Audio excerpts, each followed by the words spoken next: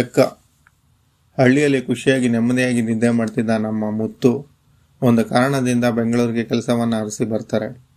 ಬೆಂಗಳೂರಿಗೆ ಬಂದ ಮೇಲೆ ನಮ್ಮ ಮುತ್ತು ಅವರ ಒಳಗಿದ್ದ ಮಗು ಮೃಗವಾಗಿ ಬದಲಾಗುತ್ತೆ. ಯಾಕೆ, ಇದಕ್ಕೆ ಕಾರಣ ಏನು ಅಂತ ನೀವು ಸಿನಿಮಾವನ್ನು ನೋಡಿ ತಿಳ್ಕೊಳ್ಳಿ.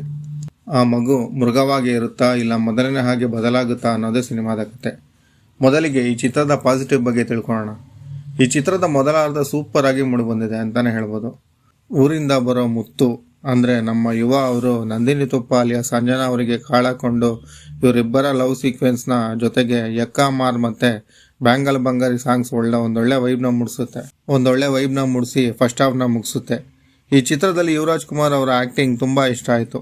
ಮಗು ಮತ್ತು ಮೃಗನ ಇವೆರಡನ್ನ ಬ್ಯಾಲೆನ್ಸ್ ಚೆನ್ನಾಗೇ ಮಾಡಿದ್ದಾರೆ ಅಂತಲೇ ಹೇಳ್ಬೋದು. ಸಂಜನಾ ಅವರ ಕ್ಯೂಟ್ ಪರ್ಫಾರ್ಮೆನ್ಸ್ ಚೆನ್ನಾಗೇ ಇದೆ.